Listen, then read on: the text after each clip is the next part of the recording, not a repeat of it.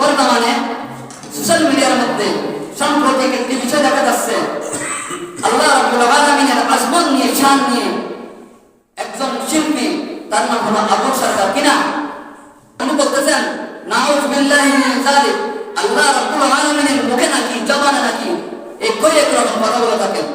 নাস্তিক বলতেছেন আল্লাহ সুবহানাহু ওয়া তাআলার জবানের কথা নাই, কোনো কি নেই, আগামাতা ঠিক নেই। বলেন নাউযু বিল্লাহি মিন যালিক। যে ব্যক্তি আল্লাহর শান নিয়ে, আজমত নিয়ে বেয়াদবি করবে, ওই ব্যক্তি মুসলমান থাকবে না কাফের হয়ে যাবে, বেঈমান হয়ে যাবে না? যে ব্যক্তি আল্লাহ এক ব্যতীত দুইজন খোদা আছে বলবেন, সে ঈমান হারা হয়ে যাবে।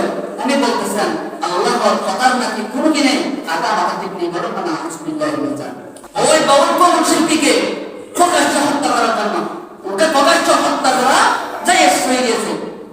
ওনার সর্বোচ্চ শাস্তি হচ্ছে ওনাকে মৃত্যুদণ্ড কি করা, কায়েম করা, দুনিয়া থেকে বিতাড়িত করে দেবে একেবারে।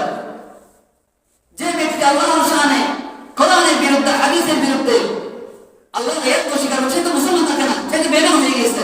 তো বেঈমান কি কোনোদিন মুসলমান থাকবে?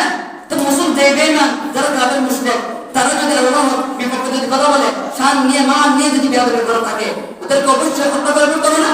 ওদের প্রকাশ্য কাফের মুশরিক নাস্তিকদেরকে অবশ্যই হত্যা করে করতে হবে। যেমন দেখেন গোলাম মোহাম্মদ কাদিয়ানী, কাদিয়ানীকে কাফের কেন বলা হয়েছে? উনি আল্লাহর নবীকে আখেরি নবী, শ্রেষ্ঠ নবী মানা না। উনি আল্লাহর নবী পরে নাকি আরেকজন নবী আছে শ্রেষ্ঠ নবী, উনি বলে গোলাম মোহাম্মদ কাদিয়ানী। বলুন না নাউযুবিল্লাহ।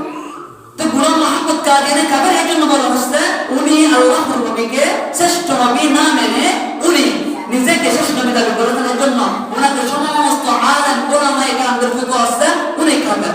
কি উনি কাফের? রাষ্ট্রীয়ভাবে ঘোষণা করার জন্য আলেম ওলামারা অনেক কষ্ট করতেছে, কিন্তু দুঃখ নিয়ে বলতে হচ্ছে এ রাষ্ট্রীয়ভাবে ওকে আজ পর্যন্ত কাফের বলে ঘোষণা করা হয়নি।